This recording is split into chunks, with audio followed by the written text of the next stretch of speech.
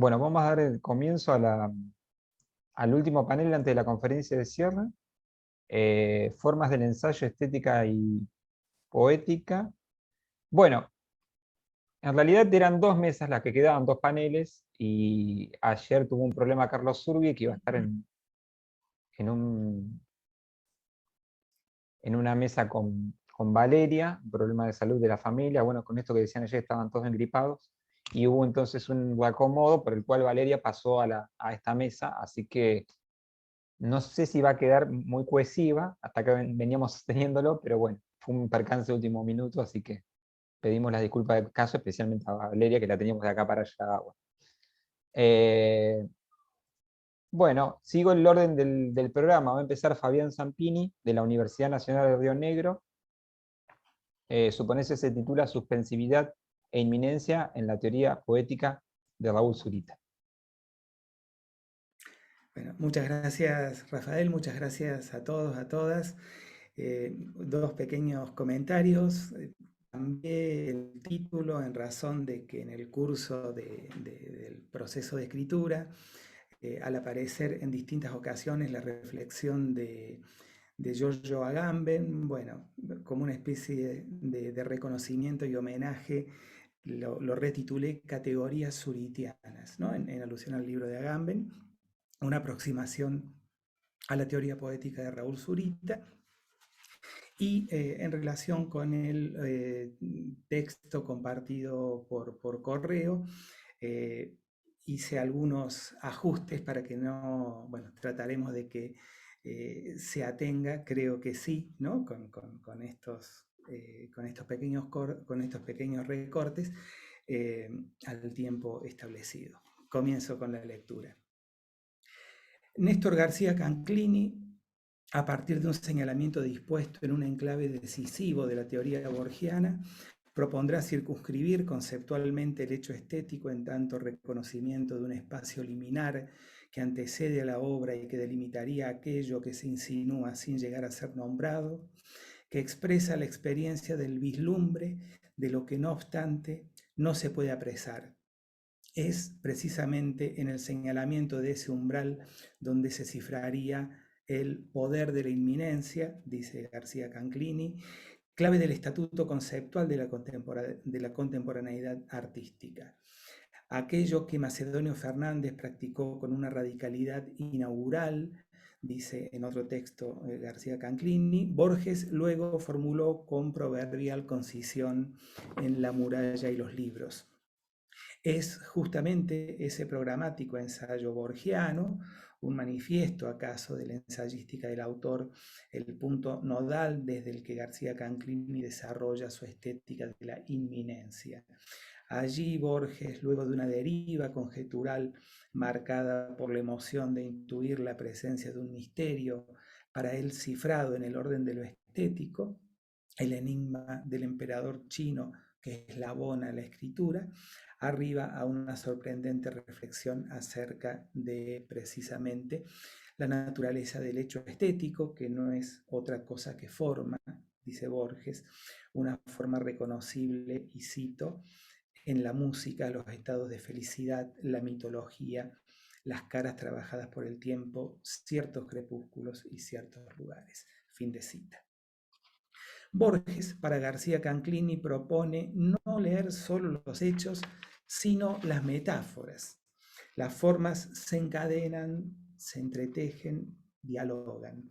Trazan una cronología en el tiempo, una cartografía en el espacio.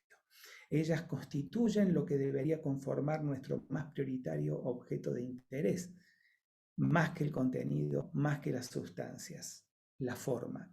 El único territorio de la ciencia, dicta siempre oportuno y luminoso Roland Barthes. El estatuto del artista excederá la demanda de forjar una experticia que resuelva su intervención en un campo fuertemente codificado o la de atenerse a las prescripciones que legalicen su colocación en un emplazamiento de relativa centralidad artística. La institución literaria, la institución artística dan resonancia a voces que proceden de lugares diversos de la sociedad y las escuchan de modos diferentes a otros. hacen con ellas algo distinto que los discursos políticos, sociológicos o religiosos, apunta García Canclini. El interrogante que subyace a la observación precedente, cómo se procesan esas discursividades sociales para producir literatura o arte, quedará en suspenso. Cito: quizá su especificidad reside en este modo de decir que no llega a pronunciarse plenamente en esa inminencia de una revelación. Encuentro, señala García Canclini, un antecedente de esta postura en la frase escrita por Walter Benjamin 15 años antes que Borges, en 1935, al definir el aura como la manifestación irrepetible de una lejanía. Fin de cita. Resulta atractiva e iluminadora en el contexto de la reflexión precedente la vinculación postulada entre la máxima borgiana y la noción de aura en su acepción benjaminiana. Lo aurático se concibe en tanto exceso, un plus de sentido, un desborde. Asimismo, será la conformación única e irrepetible de lo mirado a partir de quien mira. Todo ello nos colocará ante la evidencia de un objeto dispuesto a abrirse solo ante una mirada que sepa realmente mirar, que lo mire fundándolo en el horizonte siempre abierto de lo inminente. 2. El ensayista transita sin otras restricciones más que las debidas al rigor autoimpuesto, a la voluntad de estilo que rige el proceso de escritura, de la imagen al concepto y del concepto a la imagen, del sentido lúdico al anclaje en la racionalidad del azar, del trabajo artesanal con las formas, por ello hermanado con el poeta, a la irrenunciable centralidad de las constelaciones conceptuales confrontadas en la fragua de la inteligencia, del pensamiento apolíneo a la escritura dionisíaca, de su organización metódicamente ametódica a las incidencias de lo lateral, lo contingente, lo azaroso, del ahondamiento conceptual en el paradigma a la deriva de la escritura por los horizontes abiertos del sintagma, de los saberes institucionales, de la ciencia que demandan un lector profesional, pertrechado en las seguridades del método, al acopio de referencias e informaciones procedentes de fuentes variadas, con una lógica tan caótica como irreductiblemente práctica del bricoler. En el marco de la presente comunicación, por la que se intenta seguir la traza de una dispersa, pero no por ello menos potente teoría poética de Raúl Zurita, su palabra que surca transversalmente, transdisciplinariamente, transgenéricamente variados dominios textuales, apelaremos a algunas de sus intervenciones localizadas en emplazamientos variados, paratextuales, periodísticos, audiovisuales, con el fin de proponer una inicial aproximación por zonas de su reflexión en que se reconozca lo medular de sus concepciones acerca de poesía. La potencia de la reflexión se tensa en la escena desplegada de la palabra poética. La torsión entre ambas polaridades, la conformada por la materia conceptual, que es el objeto nodal de la escritura, del ensayo, por un lado, y el apego a la forma y los modos de la escritura poética, por el otro, en una suerte de reversibilidad de los momentos del pensar y del escribir, pensar escribiendo y escribir pensando, es relevada en términos muy sugestivos por Giorgio Agamben, quien, con notorias remisiones a Paul Valéry, discurriendo acerca del estatuto en un sentido convergente de lo que podríamos referir como las narrativas del saber, la filosofía, la crítica literaria, el ensayo, y la poesía, propone concebir ambas no como dos sustancias autónomas, sino como, cito, dos fuerzas que tensan el lenguaje único en dos direcciones opuestas, el sonido puro y el sentido puro. Fin de cita. Dicha simultaneidad de planos que se imbrican, la reflexión y la escritura, es consustancial al vínculo íntimo y existencial que Zurita entabla con la poesía que escribe y con la poesía que lee. Por cierto, la noción de simultaneidad, hibridizada operacionalmente con la de intertextualidad, integraría el elenco de categorías teórico-críticas zuritianas que en el marco del presente trabajo, en una primera y tentativa aproximación, intentamos esbozar. La simultaneidad, en el sentido de un modo de la escritura transpersonal y transepocal, es postulada por el poeta chileno en tanto coexistencia y presentificación de todo lo escrito, de todas las tradiciones que convergen en el puntual y situado momento de la escritura.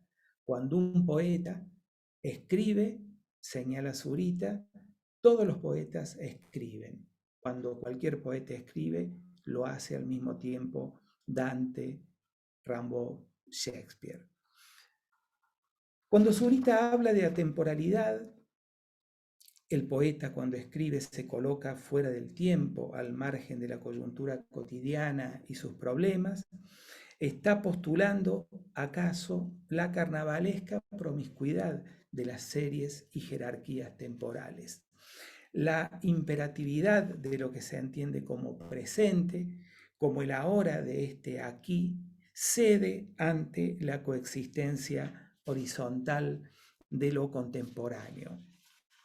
Justamente, el correlato de la interrogación acerca del estatuto teórico de lo contemporáneo, pregunta que recorre el problema de la relación del poeta y del artista con el propio tiempo, evidenciaría también desde la perspectiva de Agamben una relación que, lejos de entenderse como transparente y pacífica, revela la insistencia de la opacidad, el conflicto, el desajuste.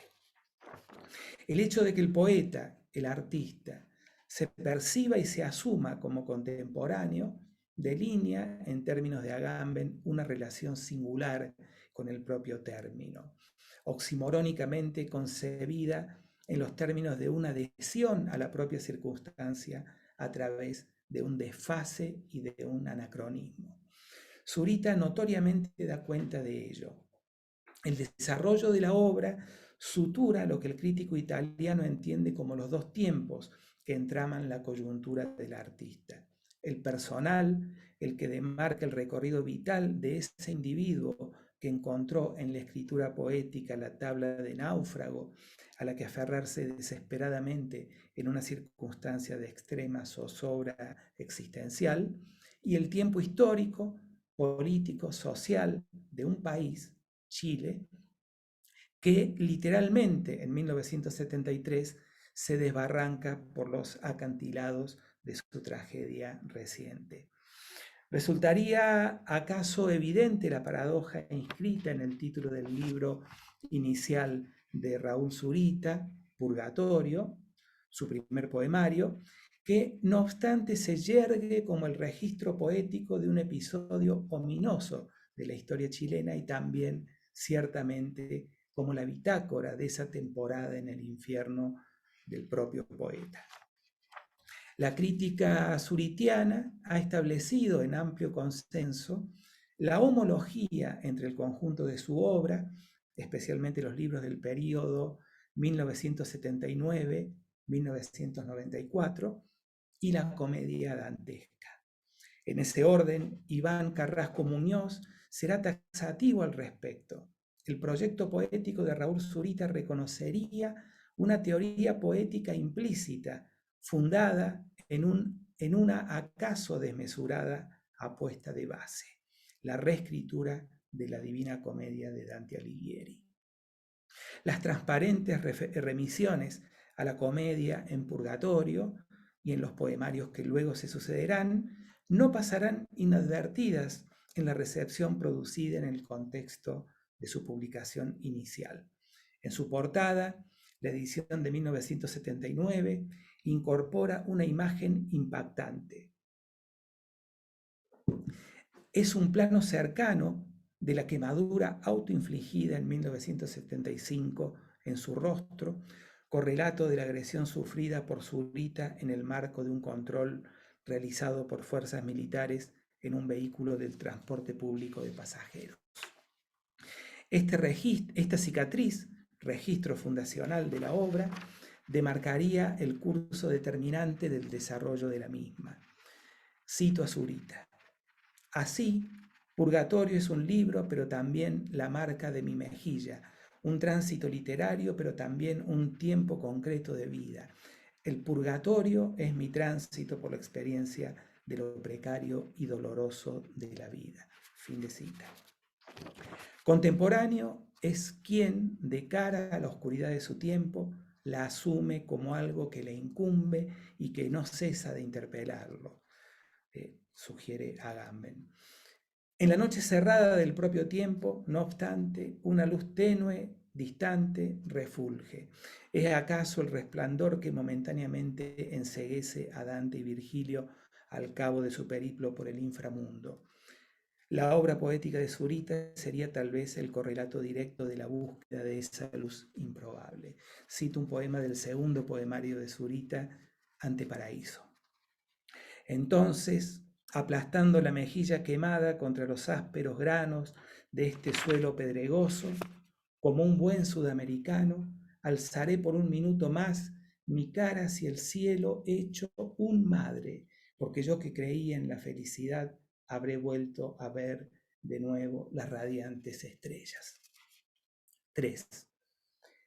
Cuando se escribe se suspende la vida, proclama con insistencia Zurita. Arrojado a la pira de la escritura, el poeta se quema por entero sin reticencias, cautelas o prevenciones. Es un sacrificio absoluto, una apuesta demencial. Es seguir contribuyendo a engrosar ese catálogo de ruinas, restos, escombros, es decir, la institución artística, los poemas imperecederos que la humanidad tesora, que conforman la cronografía sin tiempo de nuestras innumerables derrotas. El párrafo precedente es un entramado de diferentes citas de Zurita. Cuando se escribe se suspende la vida, nos colocamos fuera del tiempo. No obstante, al mismo tiempo, dice Zurita, es la suspensión de la muerte. Es sugestiva la conceptualización de la muerte que él propone. Quien muere se halla fuera del lenguaje. Las voces de los poetas muertos, que no obstante no cesan de intervenir en una interlocución que no se detiene y no se detendrá, reaparecen en el coloquio convocado por cada poeta vivo que decide cotidiana y masivamente apartarse de la corriente cotidiana del vivir para entregarse a la empresa más inútil y desesperada, la escritura. Ya en 1977, 2 años antes de la publicación de Purgatorio, el crítico Eduardo Anguita reconocía en Zurita, en la escritura de Zurita, una operación por la que despoja a la realidad de sus componentes empíricos, haciendo, dice Anguita, algo parecido a los fenomenólogos de la corriente de Husserl, que llama a esta operación con la palabra griega epoké, poner el mundo entre paréntesis, fin de cita. Aquello que se prefigura como objeto de esa revelación, que no se producirá, es avisorado en las postrimerías de un umbral último, el umbral de lo inminente, pero el encuentro del sujeto deseante con lo deseado, la develación del enigma, la conceptualización de las formas cifradas en el misterio, quedarán entre paréntesis en esa zona liminar en la que todas las formas y manifestaciones artísticas definirían su estatuto. Es precisamente en ese limbo que se llama literatura donde es posible, cito, acortar la brecha entre nuestra infelicidad real y aquello que apenas llegamos a vislumbrar como nuestra felicidad posible. Fin de cita de Zurita. Zurita ensayará múltiples variaciones o Fabián, relaciones. discúlpame, está llegando los 20 minutos. Perfecto. Sí, sí, sí, ya cierro, ya cierro. Así tenemos, Disculpa. sobre todo para que haya después tiempo para charlar. Muy bien. Zurita sugerirá, perdón, ya estoy entonces cerrando, ¿no? La felicidad no parece ser un bien al alcance de la fragilidad humana, de nuestras precarias fuerzas. Giorgio Agamben, en un escrito en que asedia este tópico filosófico de antigua data, sugerirá que la única felicidad posible para el género humano sería la de creer en lo divino y no aspirar a alcanzarlo. La felicidad es siempre hibris, es siempre arrogancia y exceso. Es decir, que puede depender, no es algo que pueda merecerse, es algo que depende de, diría Agamben, la magia. Solo la magia puede hacerlo. Para Zurita, y con esto ya cierro, solo el arte, ese sucedáneo de la magia, puede aproximarnos a las estridencias, a las estribaciones sugeridas por esa figura de cristalina procedencia dantesca, el paraíso. No obstante, el paraíso, tanto como Dios, sugerirá Zurita, si existen, se encuentran fuera de la historia humana. La constatación recurrente de que nos está privada la posibilidad de la felicidad convergerá en Zurita con la certidumbre de que todo ser humano, aun en circunstancias de desesperación y soledad, debería, no obstante, en algún recodo del camino encontrarse con el vislumbre de la felicidad. Ese oxímoron quizá podría dar cuenta de algunos de los caminos transitados por la poesía de Zurita, así como de los modos de entramar su propia reflexión acerca del hecho poético. Muchas gracias y disculpas. No, está bien. Gracias a vos, Fabián. Bueno, vamos a seguir ahora con la ponencia de Sofía Discala de la Universidad de Mar del Plata, La vida en azul, Maggie Nelson y el ensayo lírico. Bueno, gracias Rafael, gracias a todos. Perdonen que entré unos minutos más tarde, pero tuve un problema con la otra computadora, así que tuve que cambiar todo el escenario. Bueno, gracias también a Rodrigo Montenegro, que me alentó a formar parte de este simposio. Estoy muy contenta de estar participando acá con ustedes.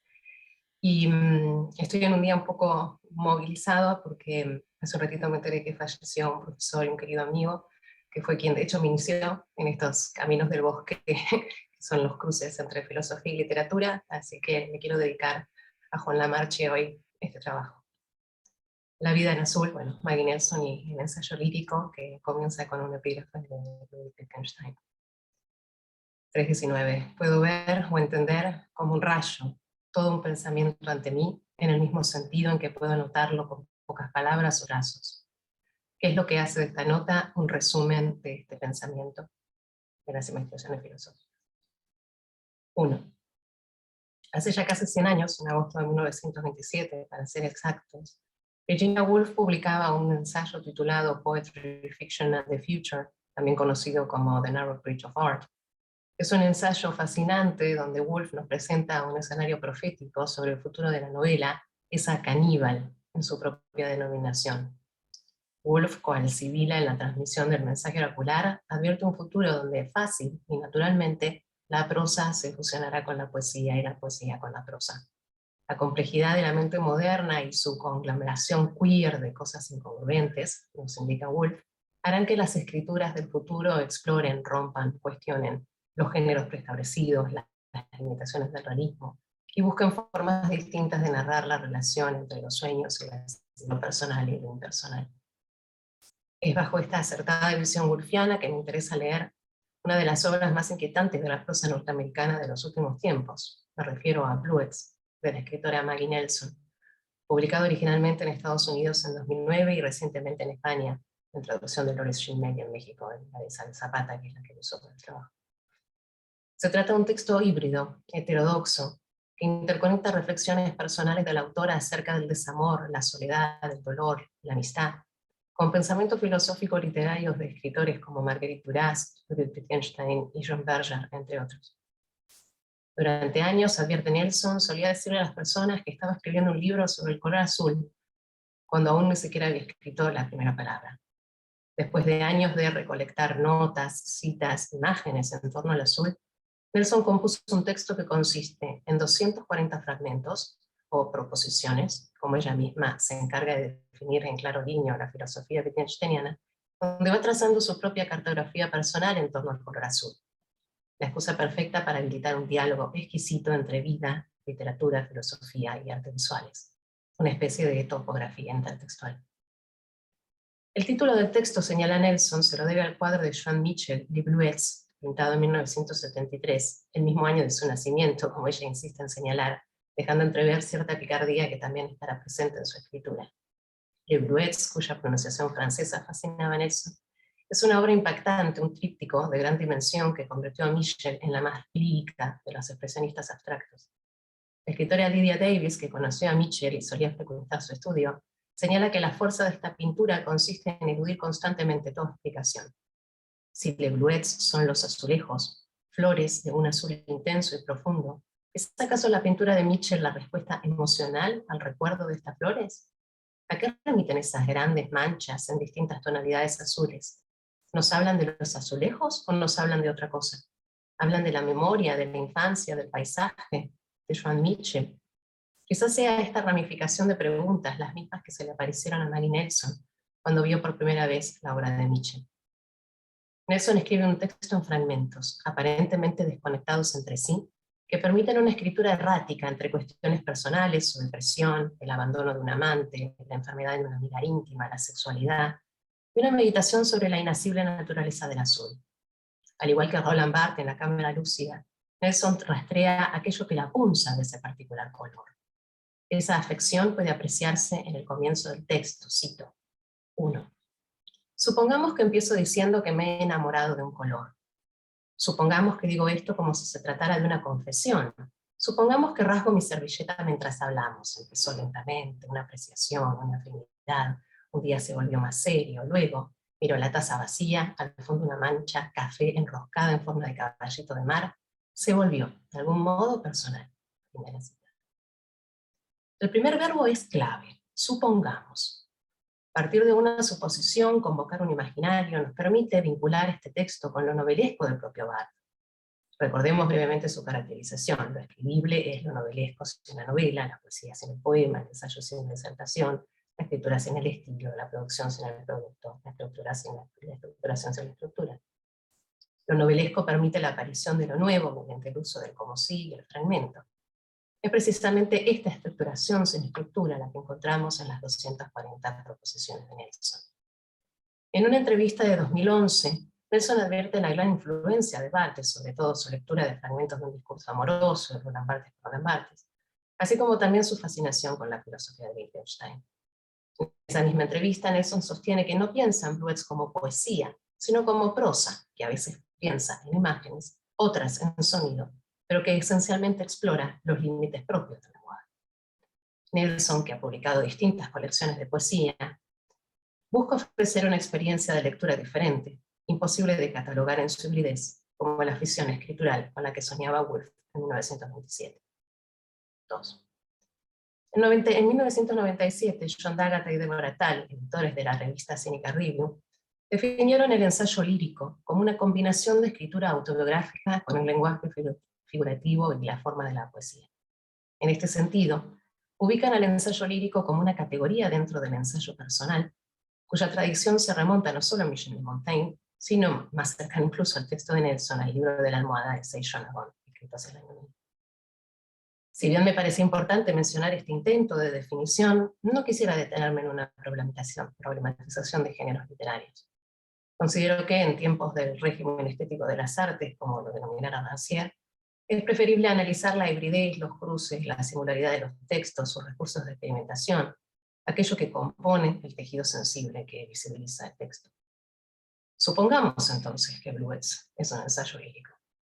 Me interesa recuperar aquí la descripción que propone Cynthia Ozick sobre la naturaleza corpórea del ensayo.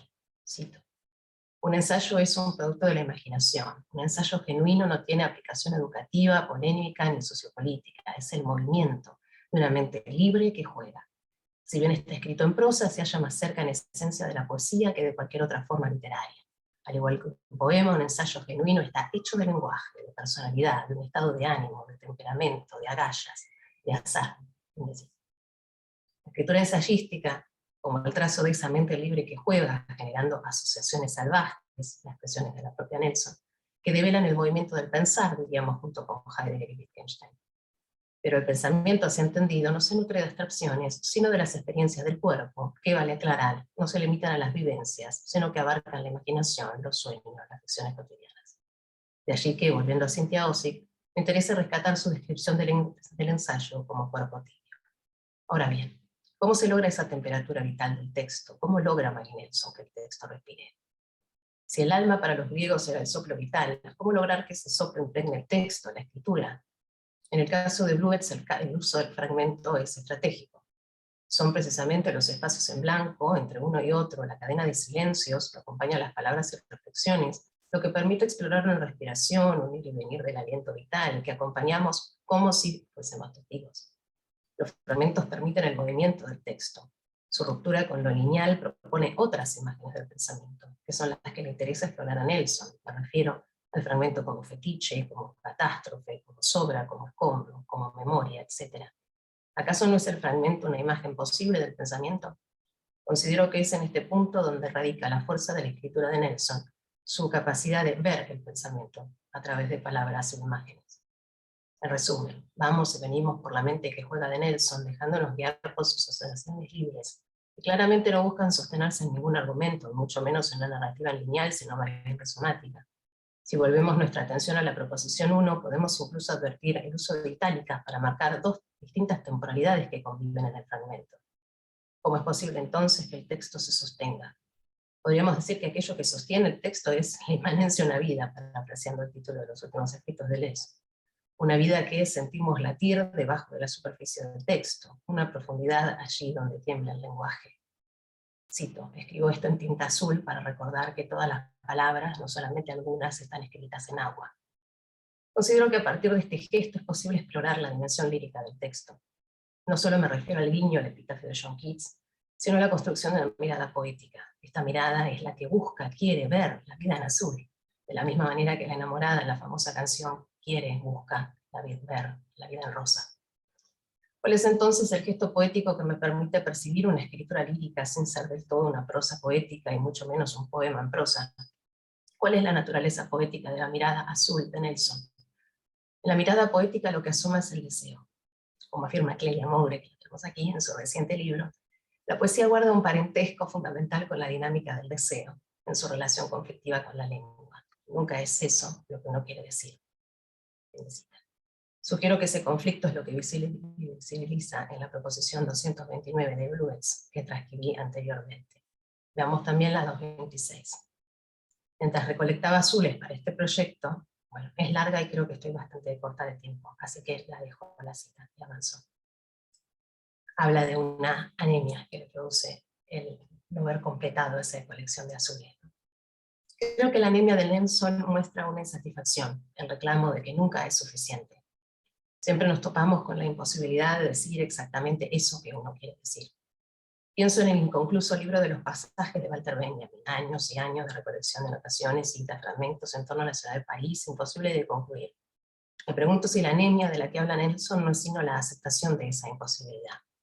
Escrito en el agua significa ahora que todo podría haber sido escrito de otras maneras, no importa si mejores o peores, pero radicalmente otras. Si de lo que se trata es de ver la vida en azul, la mirada poética es insaciable. Quizá por esto mismo Nelson se haga eco de las palabras de Wittgenstein e insiste en que escribir deja todo como está.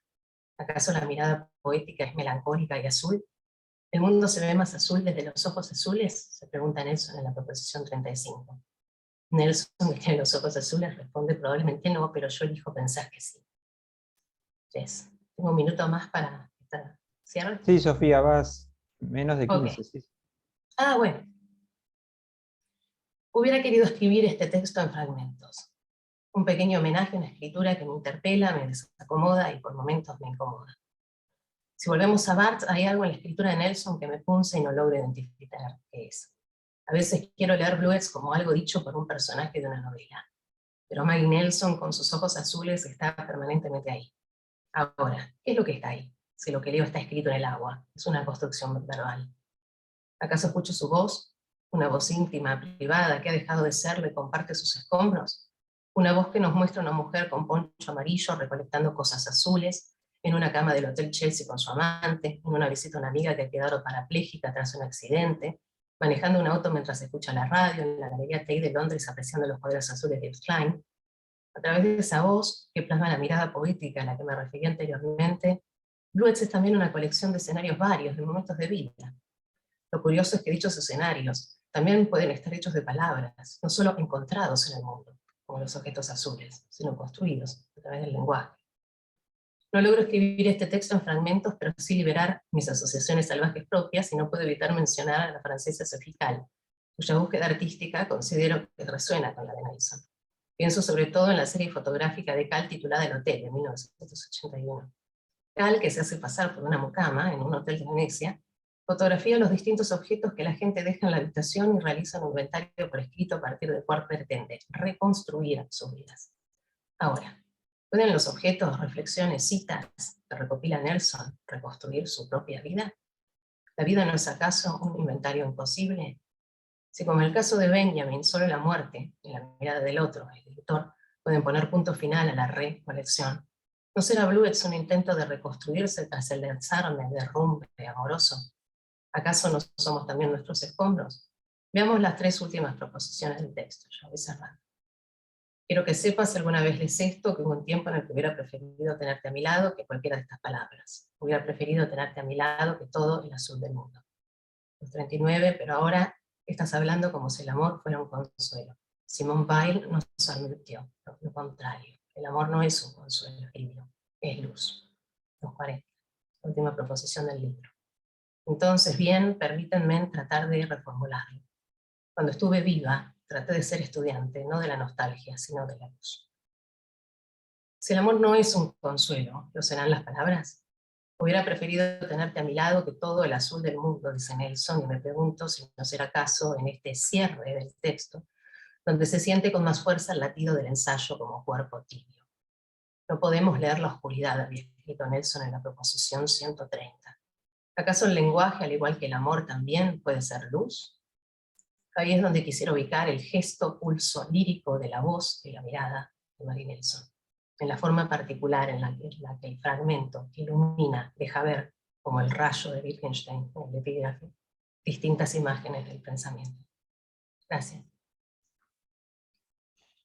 Gracias a vos, Sofía. Bueno, vamos a la última ponencia de la mesa. Va a leer ahora Valeria Sájar, de la Universidad Nacional de La Plata. La probabilidad, ensayo y error. No existen 36 maneras de mostrar cómo un hombre se sube a un caballo, de Nicolás Zuckerfeld, y algunas notas sobre César Aire. Bueno, hola, ¿se escucha bien?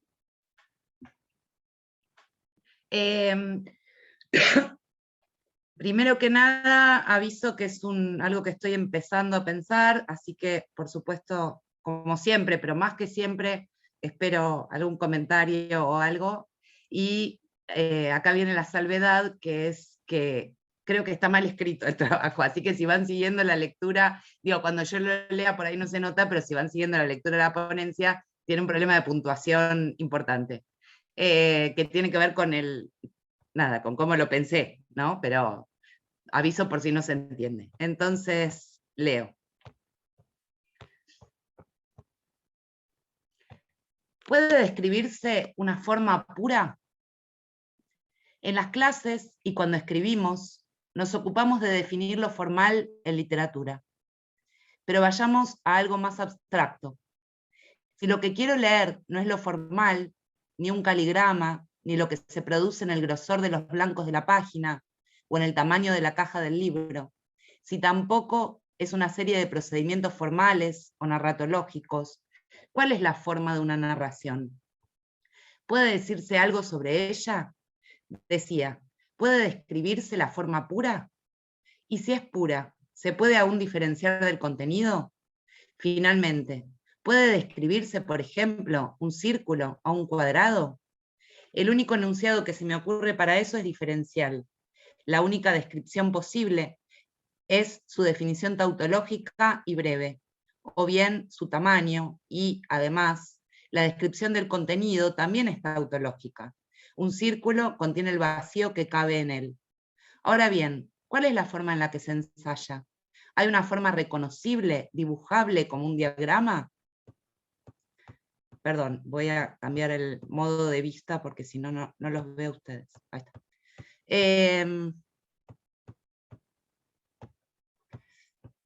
Las teorías y las ficciones que plantean el lugar del error en la configuración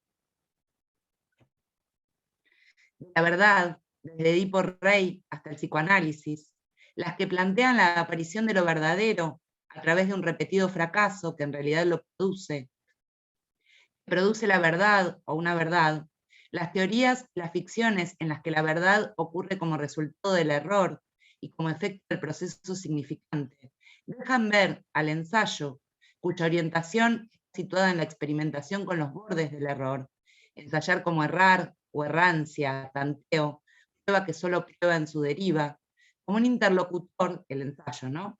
En el que también se despliegan un conjunto de formas, como serie de probabilidades, hasta llegar a una resolución o a un final.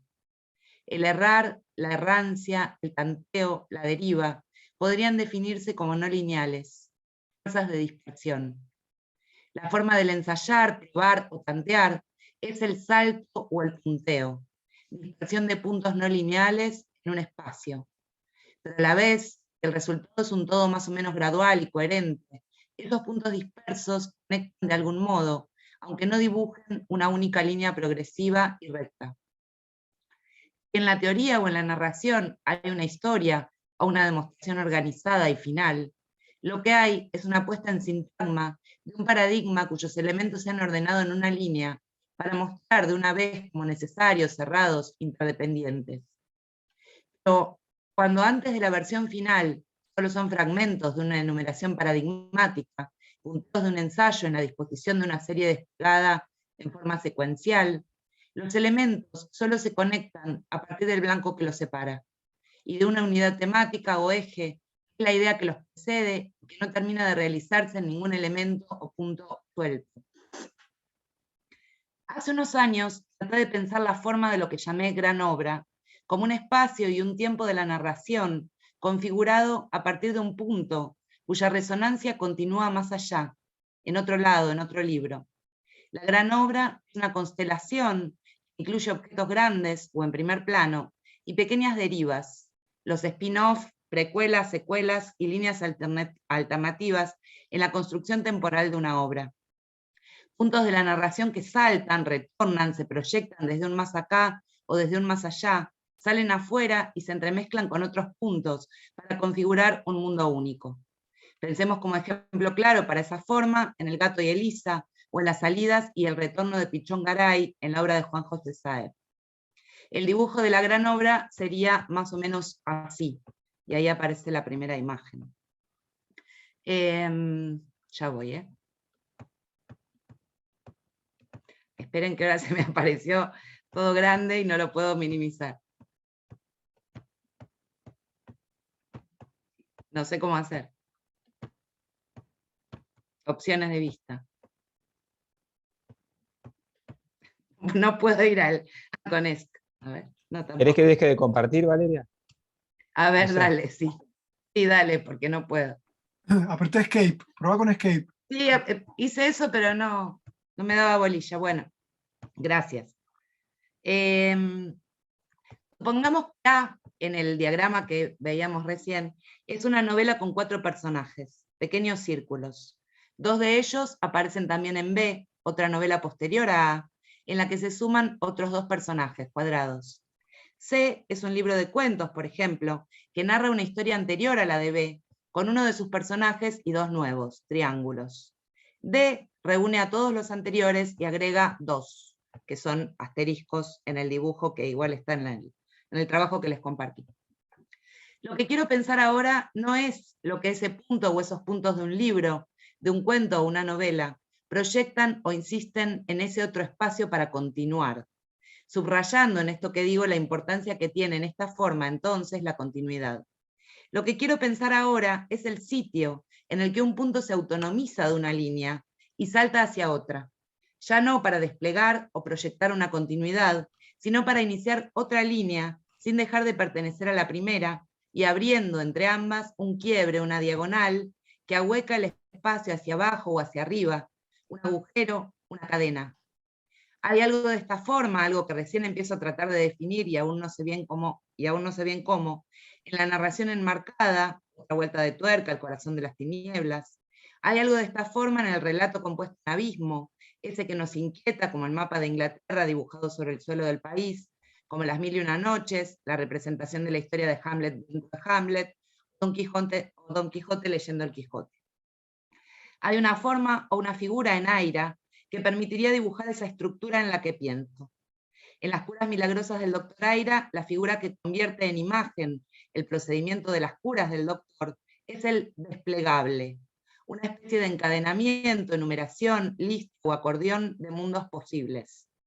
En el interior de esa ficción, para curar a un enfermo, se despliegan en el aire, se pronuncian o inventan mundos diferentes en los cuales esa persona realizó otras acciones u otras elecciones en su vida que no dejaron entrar en su cuerpo la enfermedad.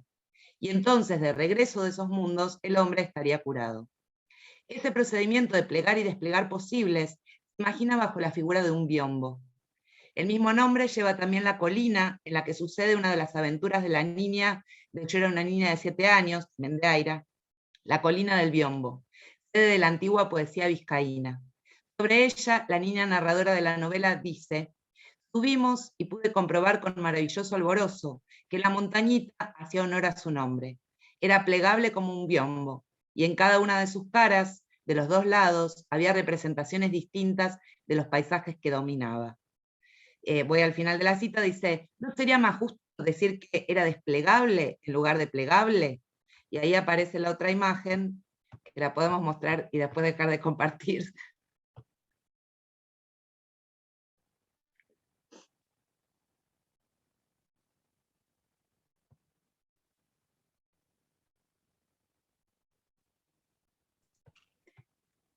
Es más o menos así.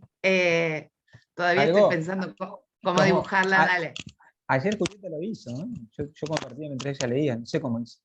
Sí, seguro que se puede, pero pongo escape y ahí está, ahí está. Ahí está. Listo. Lo que importa aquí es que si A es Esta un era la otra. personaje, ¿cómo? Esta era la otra, que era la más complicada. Lo que importa aquí es que si A es un personaje, esa ahí no va. Perdón, lo que importa aquí es que si A es un personaje, se va transformando luego de los huecos sobre la línea. O sea, A se convierte en A1 y luego en A2. Lo que quisiera pensar es entonces esta forma a partir de otro objeto.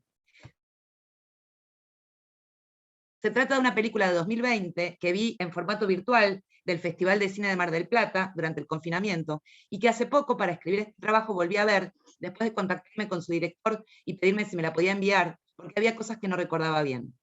Lo que me parecía es que era posible entenderla como un ensayo y que a la vez seguía esta forma que trato de definir. La película No existen 36 maneras de mostrar cómo un hombre se sube a un caballo, de Nicolás Zuckerfeld, podría ser una variación del idioma analítico de John Wilkins. Supongo que primero, y por el título, pensé en realidad en las 31 funciones de Prop, y luego en las 2 historias de las tesis sobre el cuento de Piglia, o en el iceberg de Hemingway. La película despliega una serie, o más bien 2. Durante casi 40 minutos, solo hay imágenes de hombres y algunas mujeres subiendo a un caballo. Luego, otros entrando en una habitación. Ese es el afiche de la película. Se puede ver algún cachito en YouTube. Sin voz ni contexto, una imagen detrás de otra, de películas de Raoul Walsh. Una sucesión, un despliegue paradigmático, la enumeración de posibles o probabilidades de que algo, en algunas de esas imágenes, al menos en 36 de ellas, muestre que no es cierto lo que el título anuncia, que algo muestre que no, que efectivamente, o que discuta, o que afirme que no hay 36 maneras de mostrar esto, ¿no? Sin embargo, lo que dice el título sí parece verdad. Todos se suben al caballo y entran a una habitación con casi los mismos movimientos. Pero la película cuenta también a modo de ensayo una búsqueda y un error. La secuencia de imágenes del cine clásico se interrumpe y con una pantalla negra en la que por momentos aparecen citas, apuntes de una clase sobre cine clásico, recortes o tapas de revistas de cine, una voz en off narra la búsqueda insistente y ansiosa de una cita de Walsh que demuestre que el cineasta efectivamente había dicho esa frase, que Zuckerfeld recuerda y que titula su película. La búsqueda convoca a cineastas y críticos conocidos, cuyas pesquisas y voces, entre ellos Kosarinsky, por ejemplo, ¿no? De quien se espera que dé la última palabra, pero nunca la da, acerca de si Walsh dijo esa frase o no. La búsqueda convoca a cineastas y críticos conocidos, cuyas pesquisas y voces nos llegan a través del relato del narrador sobre las cartas, mails y conversaciones telefónicas que no dan la cita perdida, inventada o falseada por la memoria del investigador. La cita es al fin una síntesis de la mirada del cine clásico acerca de las formas de narrar y mostrar. No hay 36 maneras, solo 2 o a lo sumo 5. Entre la primera parte de la película y la segunda, entre las secuencias en blanco y negro de personas entrando o subiendo a un caballo, y la pantalla negra de la segunda parte, detenida y pura, hay un hiato.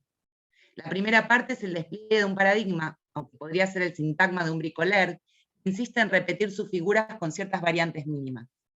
La segunda es un relato lineal que parece primero contradecir a la primera parte. Hemos visto más de 36 escenas. Es cierto, a la vez, en la acción de subir al caballo, todas las escenas se parecen.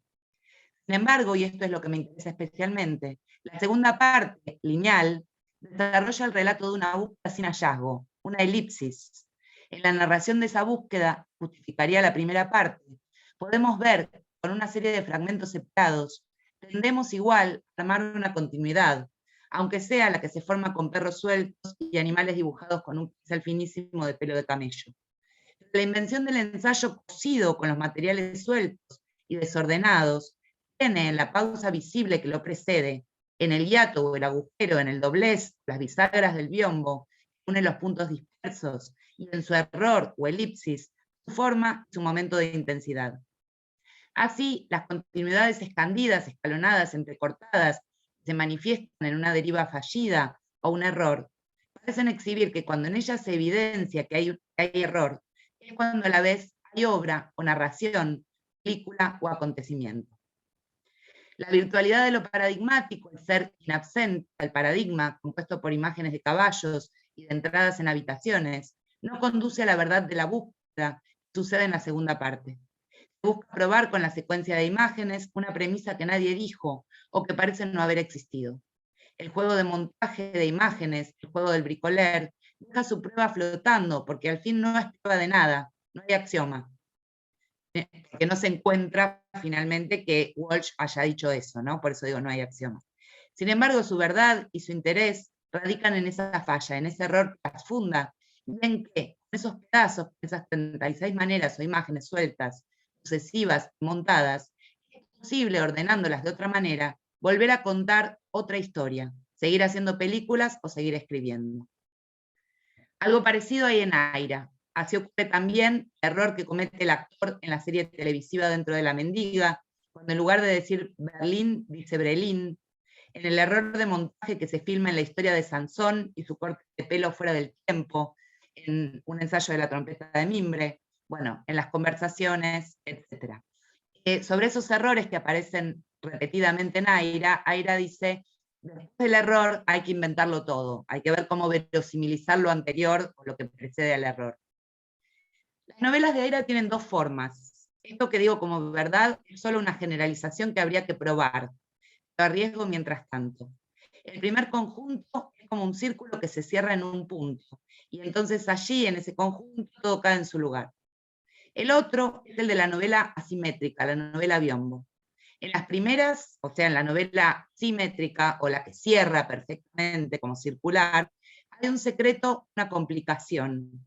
Y por eso aparece al final una serie de revelaciones folletinescas hacen que todo lo que se ha contado responda a una misma explicación, a partir de un descubrimiento o a partir de la resolución de un conflicto. Se resuelven todos los demás nudos que se habían planteado. Ese es el orden que se da en varias de las novelas de Aira, El sueño, La liebre, Embalse, etc. El otro modo de desplegar, de hacer coincidir las distintas historias, la otra serie, la serie asimétrica o la serie biombo, puede formarse con El vestido rosa, Emma la cautiva, La costurera y el viento, etc. Hay en ellas un elemento que se sale de la línea de la narración, como si fuera un punto de tejido que se corre.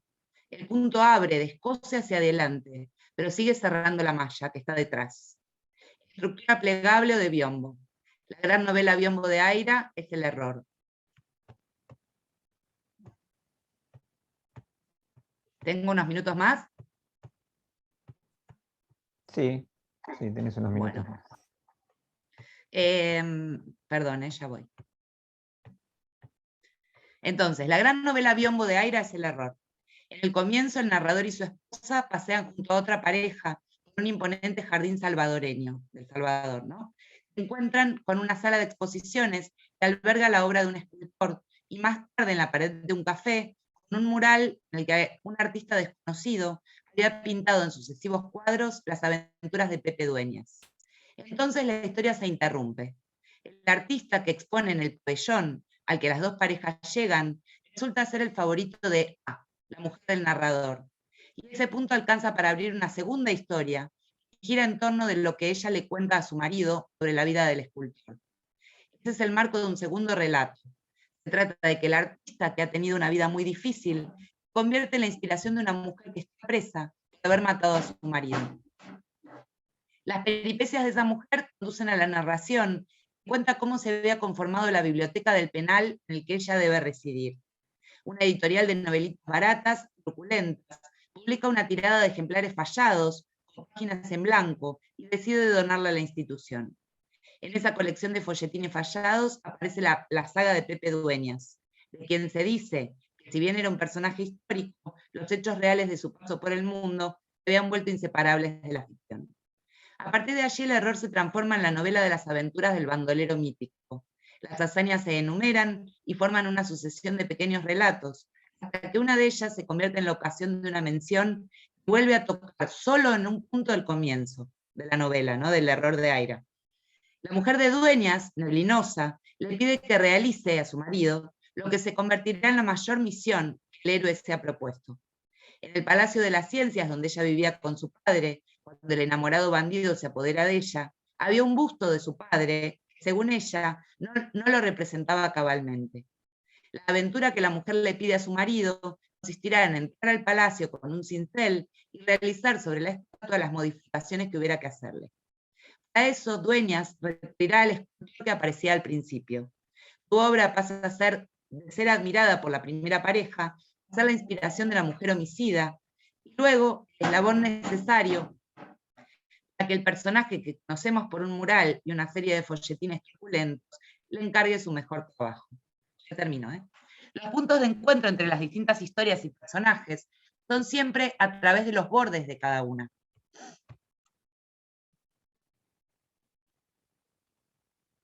La interrupción de las historias, el plegamiento de cada panel del biombo, se monta con el siguiente, como en el cine o en El cadáver exquisito. El error es una novela de la sucesión, una historia que viene después de otra historia, un sintagma en el que es sencillo volver a separar los elementos paradigmáticos en una enumeración o una lista. Aira insiste también en sus novelas y ensayos en las herramientas de pegado de distintos elementos, ¿no?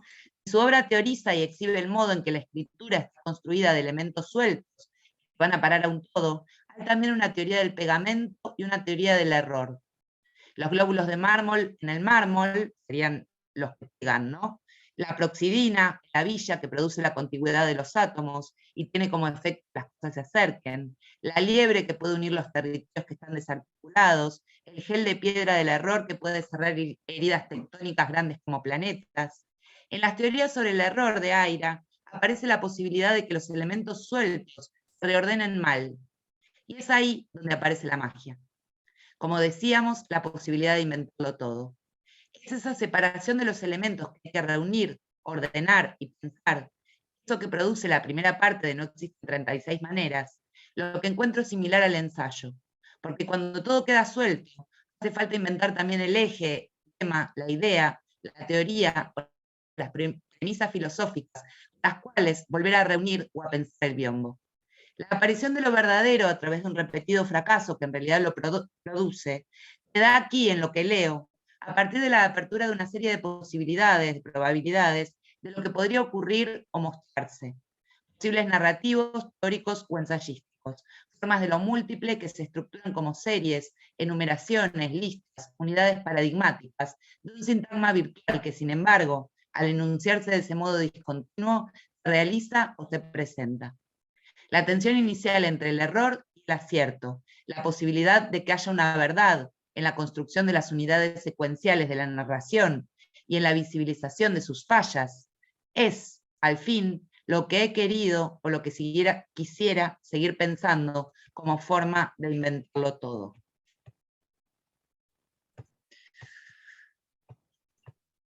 Gracias, Nada más. Valeria. Gracias, Valeria. Bueno, enseguida no puedo evitar tirar un ejemplo también, solamente para sumarme a la lista, el error al comienzo de cumpleaños, ¿no? El de la fase de la luna. Es verdad, no me acordaba. Bueno, que a partir de ahí está toda la novela arranca de serlo.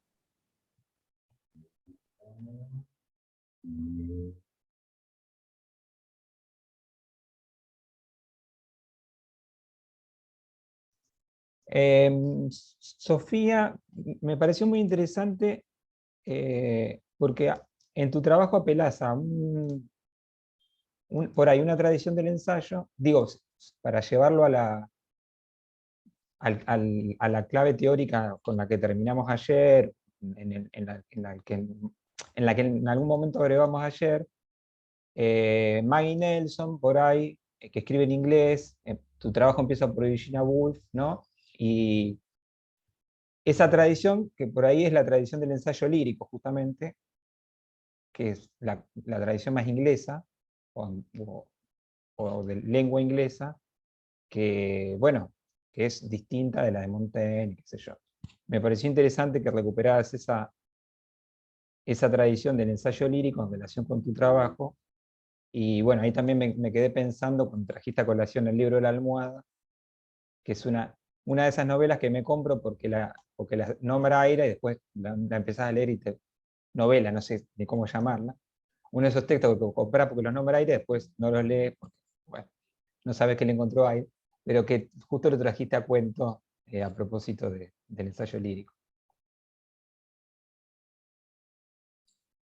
Sí, bueno, hace tiempo que estoy interesada también, ¿no? Es una investigación como muy reciente, tratar de pensar si hay algo así como la naturaleza, ¿no? Del ensayo lírico, y me gustaba particularmente lo que propone Maggie Nelson en Duets. Y en el caso sí del libro de la almohada, bueno, porque no es una novela, digamos, ¿no? Bueno, un poco la caníbal, como decía Woolf, ¿no? La forma de la novela que va abarcándolo todo, incluso la poesía. Y hay algo en la construcción de la mirada poética de John Agon que me gustaba como emparentar. No lo desarrollé, obviamente, en el trabajo, era una línea inspirada nomás. Quizás hay muchas líneas en el trabajo como para hacer de este texto, hacerlo crecer este texto y que tenga como muchas más dimensiones, ¿no? Pero aparecen listas, aparecen observaciones, está escrito también en fragmentos, ¿no? Cosas que me parecen hermosas, es el Nagón. Es una maravilla también, ¿no? Y utiliza el fragmento de Mark Nelson. Por eso decía ahí que había como una linda línea para investigar también.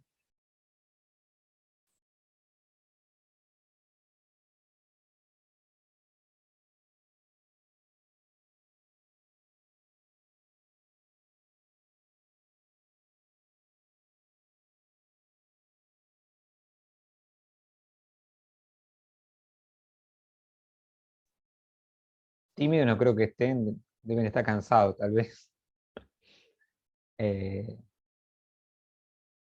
Yo quiero que Valeria me explique de vuelta los dibujitos.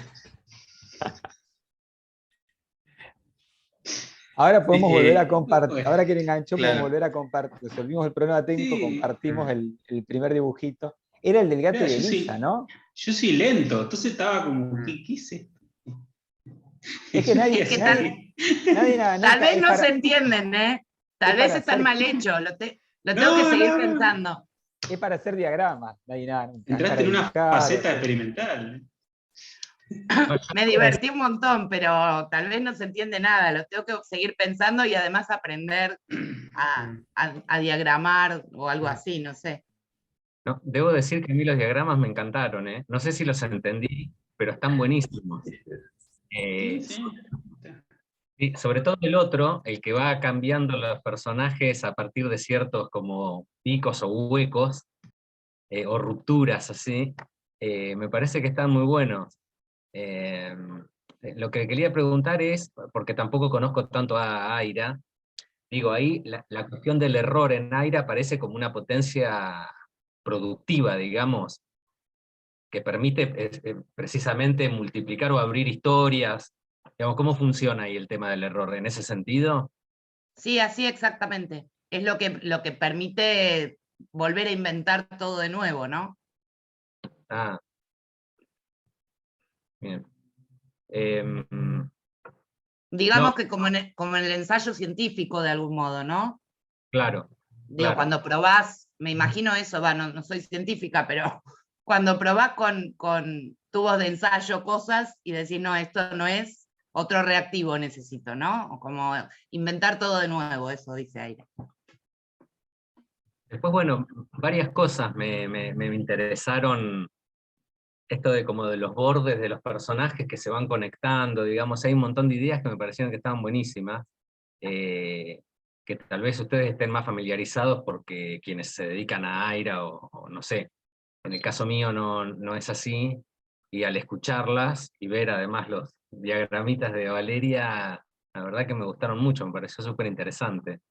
Y en relación a la presentación de Sofía y también de Fabián, me había quedado pensando, y como un punto quizás que permite relacionar esas dos ponencias, en la cuestión de cuando la escuchaba a Sofía, cómo está estructurado de una manera tan singular este texto que ella está analizando, incluso al modo de las proposiciones del Tractatus, si mal lo entendí.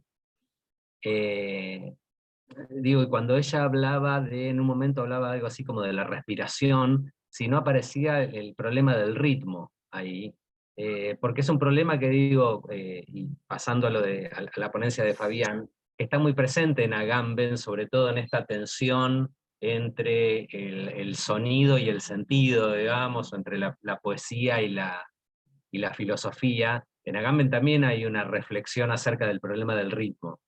Y digo que por ahí ese punto permitía establecer una suerte de nexo, de puente entre las dos presentaciones. No sé si tenían algún tipo de... Y sobre todo porque el ritmo está muy vinculado con la cuestión de la respiración. No es una pregunta así puntual, sino un comentario general de algo que se me ocurrió, qué sé yo.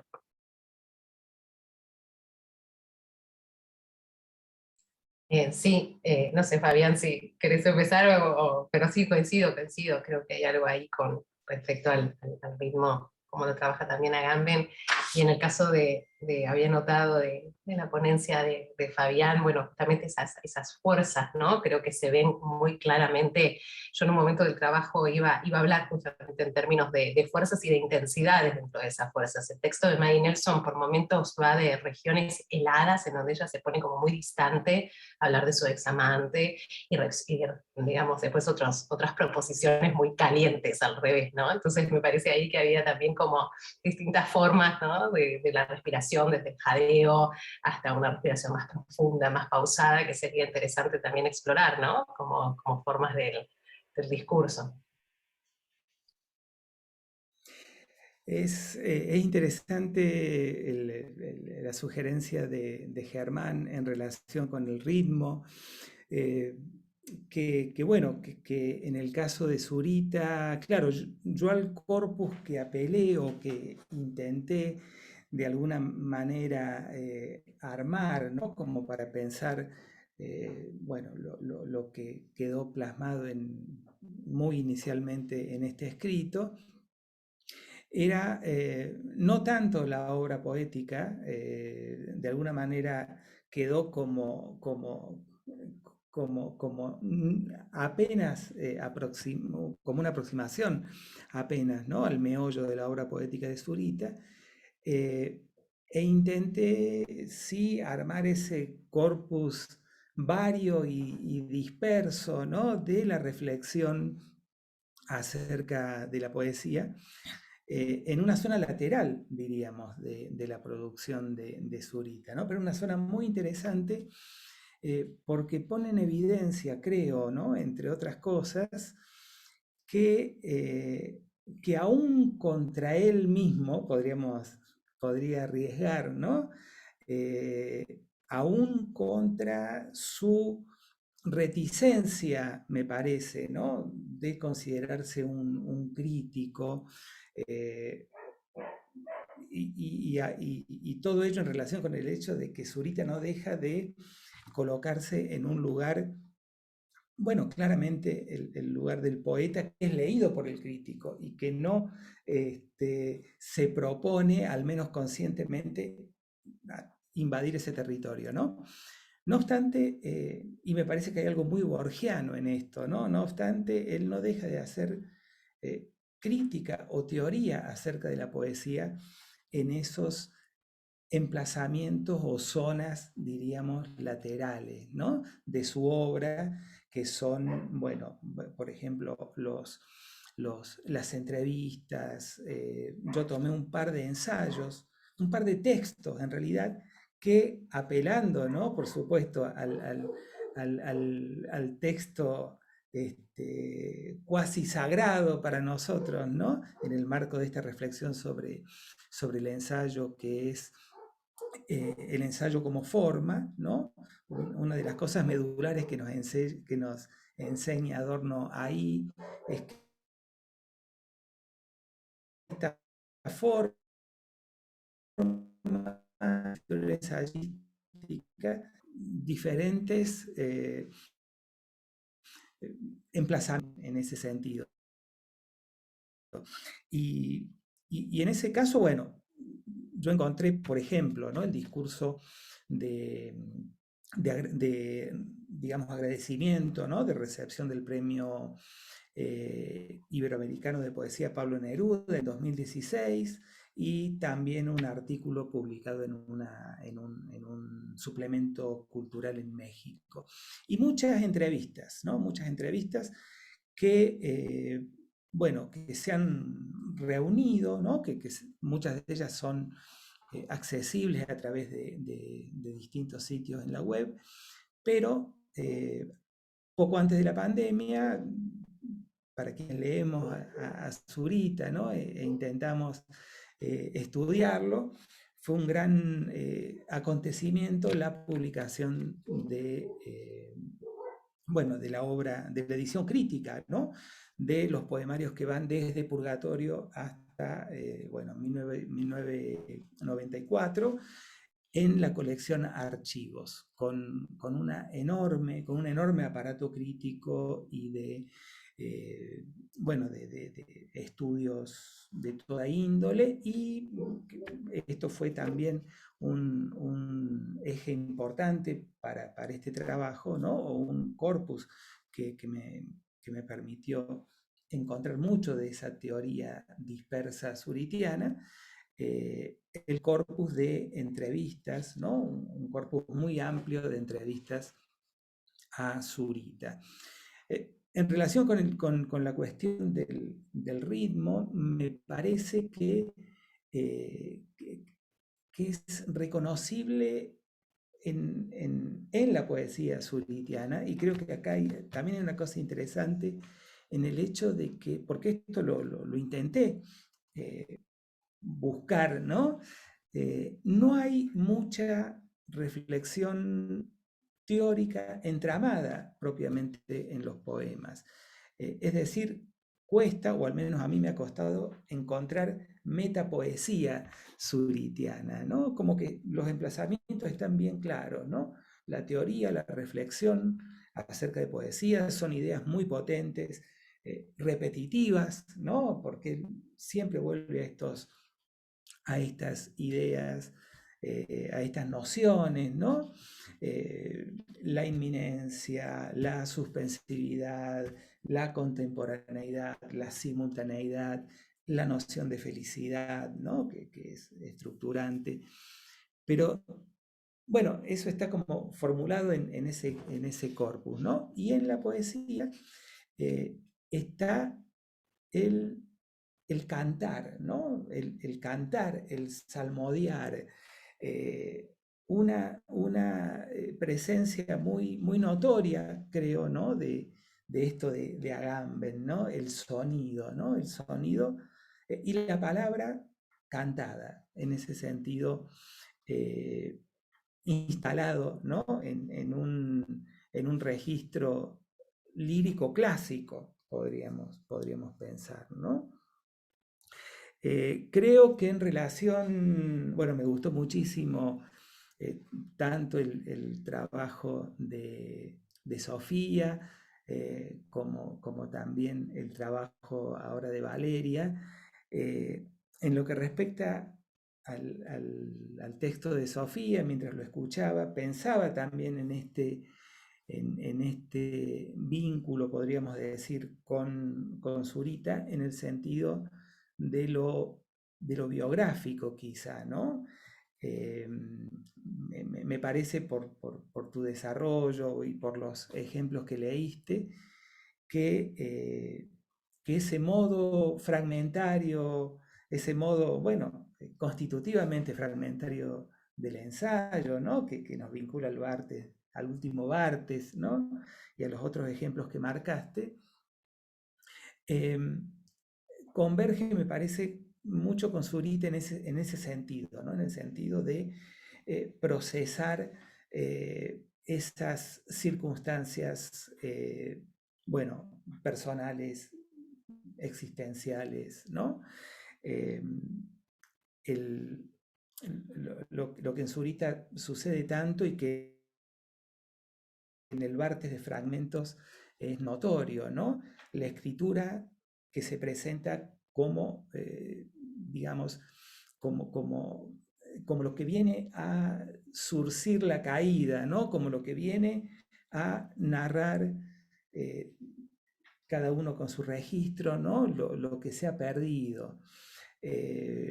La maquinaria semiótica, como me parece que fue Alan Pauls que dijo en algún sentido, ¿no? La maquinaria semiótica que pone en marcha Barthes en fragmentos tiene que ver con que ese objeto diríamos, del amor, ¿no?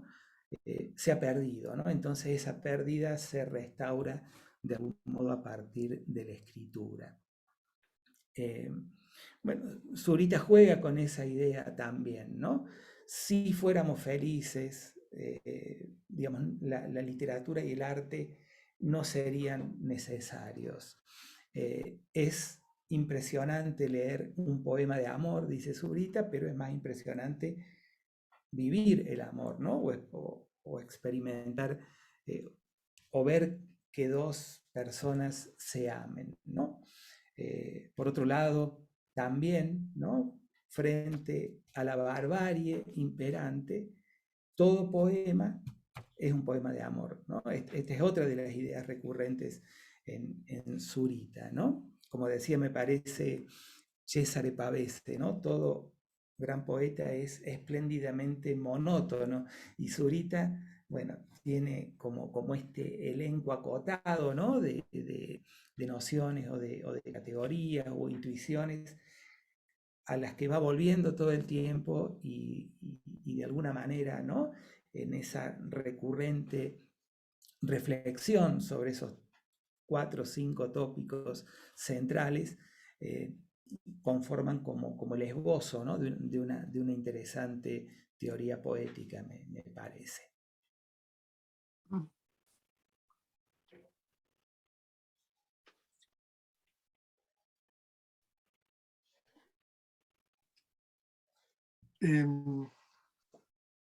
¿Puedo hacer una pregunta?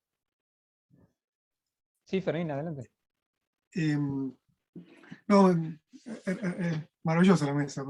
Entre la anterior y esta que me mandaron a leer mientras Sofía hablaba, estaba buscando en Amazon Bluets y el error no lo leí, así que salgo también a conseguirlo. Pero pensaba, y también acerca de lo que acabas de decir, Fabián, que se jugaba efecto mesa, ¿no? Tratar de buscar un punto en común. La enumeración como procedimiento, ¿no? Vos, Sofía, hablabas de fragmento, ¿no? Pero recuerdo a Piglia diciendo, ¿no? Lo que define un diario es justamente que está fechado, ¿no? Entonces convertía el fragmento en una enumeración, ¿no? Entonces daba un efecto distinto, ¿no?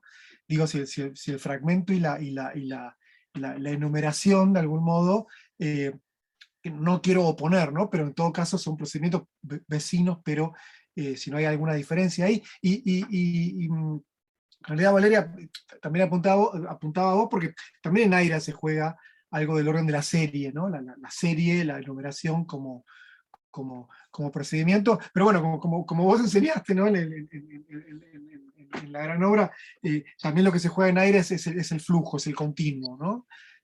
Más bien esa serie produce un continuo y no una fragmentación, ¿no? Y en ese punto, el lugar del error en esa serie, porque si el error es lo que activa la serie, ¿no? Lo que activa la potencia de invención, el error no se inventa, ¿no? O en todo caso es un tipo de invención que no viene del escritor, ¿no? Viene de otro lado, ¿no? Lo que pone en marcha, el error es un proceso de invención, pero el error se encuentra, ¿no? Es cierto, las novelas de Aira pareciera que son puestas en escena para hacer que algo pase de algún modo, ¿no? Y ahí el error entra como lo que pone en marcha un mecanismo, ¿no? Pero bueno, nada, estoy girando en tratar de buscar puntos y cruces, ¿no? Y me parecía que la cuestión de la serie, la cuestión de la enumeración, la cuestión del fragmento, ¿no? Era el modo que en todo caso tiene la poesía o el ensayo poético para enseñarnos a buscar formas donde la narración pareciera, ¿no? Que la forma narrativa dura, digamos, ¿no? La secuencia narrativa dura pareciera que se afloja, ¿no?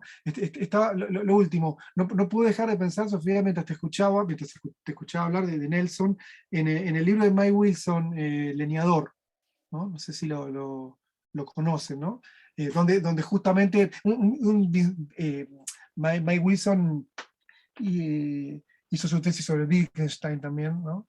Y ahí la enumeración aparece como un procedimiento wittgensteiniano para desplegar, digamos, el mundo, el mundo entre el lenguaje y la vida de un leñador, digamos, ¿no? El juego de lenguaje, digamos, ¿sí? En el que se define un leñador, ¿no? Pensé todo el tiempo en el libro ese mientras te escuchaba. Nada, ideas sueltas, nada más.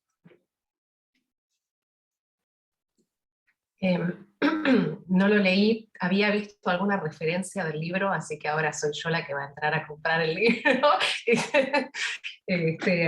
Me parece súper interesante lo que decís de la enumeración en fragmento, o sea, creo que también lo que sucede en Bluets es que ella quiere romper justamente con la idea de una serie, ¿no? O sea, como en todo caso lo que se arma es algo como, sí, muy disruptivo, ¿no? O sea, no hay obviamente como una narración lineal, nada de eso, pero digo, enumeración en un sentido, ahí el coqueteo no solo es con el Tractatus, en donde el Tractatus, las proposiciones son un poco como lo que el propio Wittgenstein define, ¿no? Una escalera que después finalmente hay que tirar, ¿no? Sino más bien son las proposiciones más de investigaciones, por eso el epígrafe es de investigaciones, que parece que son, digamos, no están puestas ahí como para llegar a un lugar, sino más bien como para perderse, ¿no? De ahí también el ensayo, ¿no?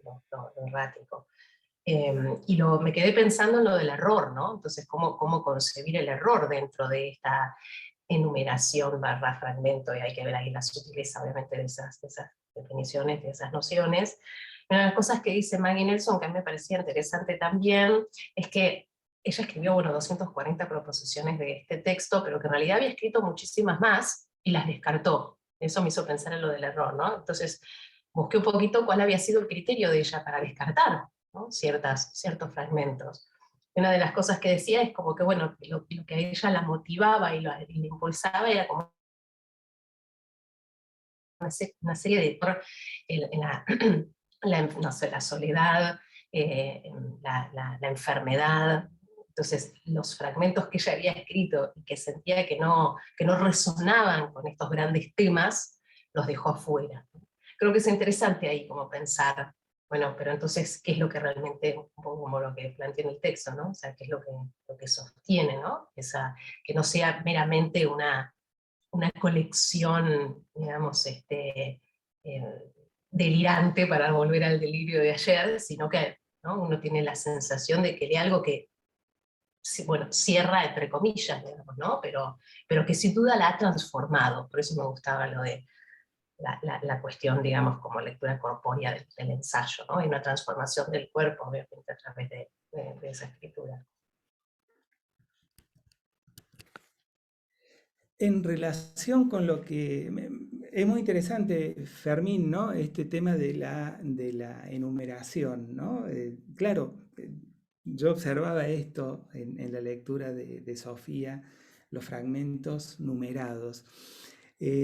En el caso de Zurita y en la poesía de Zurita, sobre todo en los primeros poemarios, se reconoce, digamos, también es un procedimiento, bueno, muy característico de su escritura poética, que es correlato de su formación, digamos, matemática, ¿no? De su formación como ingeniero.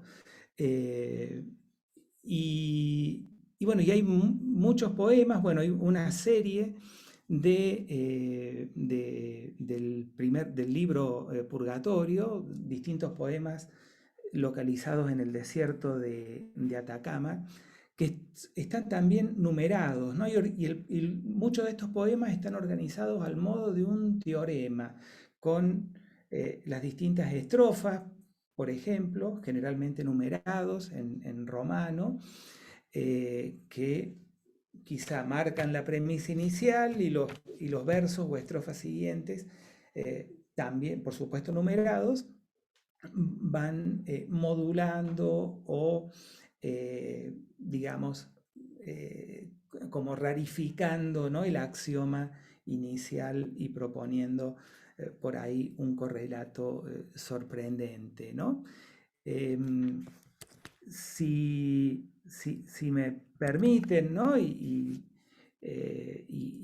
tenemos un poquito de tiempo, bueno, uno de estos poemas de ese primer libro, ello se ve muy claro, ¿no? 1. Los desiertos de Atacama son azules. 2. Los desiertos de Atacama no son azules. Ya, dime lo que quieras.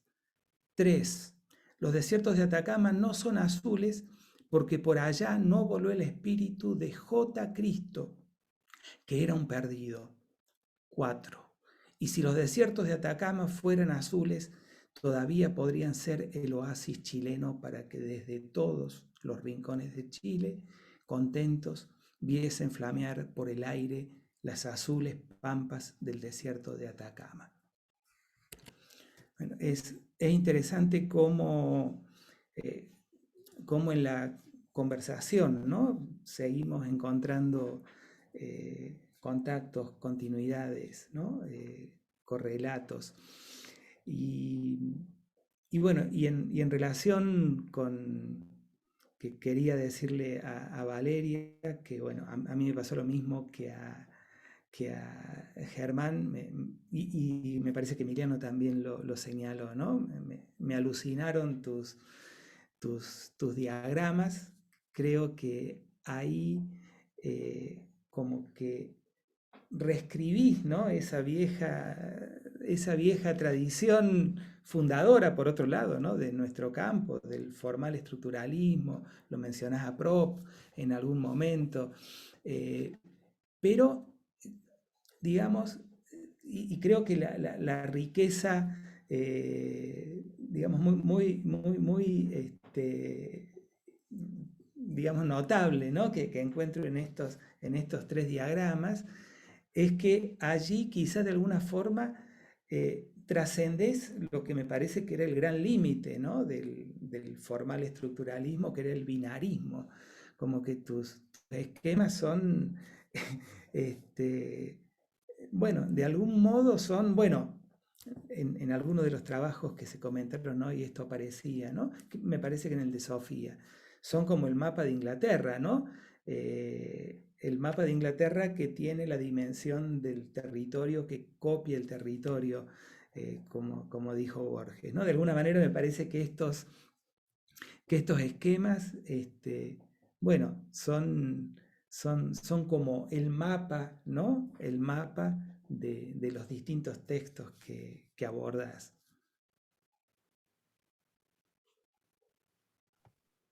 Bueno, gracias. Tengo mucho que retocar ahí, pero sí, yo me quedé pensando en algo que hablábamos ayer, no me acuerdo en qué momento, pero yo creo que tengo como la voluntad, que nunca logro porque me tendría que poner a estudiar, de escribir algo lógico, o sea, desde la lógica, ¿no? Por eso los diagramas por ahí, o bueno, desde la matemática se me diera la cabeza, pero que en realidad es algo que aparece, que está en Aira, ¿no? Digo, hoy cuando hablábamos de, no sé, estoy medio dispersa, así que perdón porque no me acuerdo quién dijo qué, pero Fermín me parece, esto de la continuidad y el corte en Aira, que es lo que se ve en el infinito de Aira, que es un cuentito, digamos, sobre números. Nada, que eso viene de Aira, no es un capricho, me parece. Aprovecho la palabra para decir algo que hoy le iba a decir a Fermín, y creo que estaba dormida yo hoy cuando empezamos y me olvidé, que es un tema que a mí, que no tiene que ver con esto, pero me acordé, que a mí me deja sin dormir a veces, que es el tema del barómetro. Digo, volviendo al tema de lo que vos decías hoy del tiempo que hace, ¿no? Y del sismógrafo y todo esto, ¿no? Que el barómetro, que no es casual, eso lo dice Rancière, ¿no? Que no es casual que el barómetro sea un barómetro, que como que Barthes lo minimiza, ¿no? Y también lo cuestiona muy bien, me parece, Compañón, el tema del barómetro en Barthes, que yo lo leí hace poco en El demonio de la teoría, y es brillante, para pensar qué significa ahí el barómetro como el objeto que mide el tiempo que hace, ¿no? Nada, no tiene nada que ver, pero si no me iba a olvidar. Perdón, gracias Fabián, que no te dije, gracias por lo que me decías. Bueno, no, y ahora mirando el inicio de tu trabajo, lo recordaba recién, que mencionabas a los caligramas, ¿no? Tal vez estos diagramas podríamos leerlos como caligramas, se me ocurre, ¿no? Como el caligrama que emerge como respuesta a un dialógica, a un texto narrativo, ¿no? Bueno, es como un pensamiento en voz alta, pero sí, podría ser, ¿no? Un mínimo comentario. En relación a los diagramas de Valeria, en realidad yo creo que es un modo muy interesante de formalizar el pensamiento crítico de Valeria. Hace no mucho leí el libro de Valeria, que recomiendo enfáticamente, y escribí algunas cosas sobre él, y hay una sobre pensar justamente la linealidad, ¿no? Como problema, y pensar el tiempo también como problema. Y creo que, bueno, obviamente que ella lo desarrolla en un texto intenso en muchos sentidos, pero me parece un gran hallazgo lo de la película. Y esto no te lo mencioné antes porque creo, ¿cuándo fue? El año pasado, no, el anterior. También vi esa película en el mismo contexto en el cual la viste vos, es decir, fue ese festival de la pandemia, y con un amigo escribimos algunas cosillas, unas reseñas sobre la película. Entonces dije, no le voy a decir nada de la reseña, porque obviamente entonces después si querés te la paso. Pero ahí también hay una confluencia y me parece que tiene que ver, y no es azaroso en absoluto, sino que es consecuente con tu imaginación crítica, de qué es lo que hace Zuckerfeld en relación a ese trabajo experimental con el archivo, que es un trabajo con el tiempo, que es tu obsesión desde mi punto de vista, ¿no? Como siendo tu lector. Además del barómetro, que me obsesiona. Claro, sí, claro. Porque es interesante en el sentido de que en el montaje que arma Zuckerfeld aparece como una aceleración del tiempo. Obviamente lo tienen que ver, ¿no? Tienen que ver o sea, al principio es solamente una secuencia montada de repetición de imágenes, pero a medida que se sucede toda esa primera parte, las imágenes comienzan a cobrar mayor velocidad hasta que la película se rompe, ¿no? O sea, y bueno, y ahí hay como dos partes. Y me parece que es muy consecuente tu trabajo en lo que leíste en Saer y en Aira, y ahora lo que te estás continuando en este trabajo, ¿no? Así que nada, está buenísimo. Quiero esa reseña ya, porque además busqué, no sé, ¿la publicaste? Porque busqué y no Sí. encontré nada interesante sobre la película. O Yo sea que no no puedo- debo haber encontrado la reseña. Lo que pasa es que está en una revista malísima. Ese es el Bueno, problema. mándamela. Te la mando, te la mando. Tenía que haberla mandado a Pause. A Pause. Claro, bueno. Claro. Sí, sí, sí. De paso pasamos al chivo de Prause que quede grabado para cuando se suba este video. Bueno, gente, lamento tener que ser el aguafiestas, pero ya son las 6:45, así que me parece que hay que ir cerrando la mesa para, de nuevo, descansar antes de la conferencia de cierre. Bueno, les agradezco a todos, la verdad que salió muy linda la mesa como todas las otras mesas, así que vamos a dejar acá y volvemos a las 18, en 15 minutos. Valeria. Tenemos una cita de After Hour después, si quieren. No sé si pongo el link acá, no lo mandé por mail. Para que... Sí.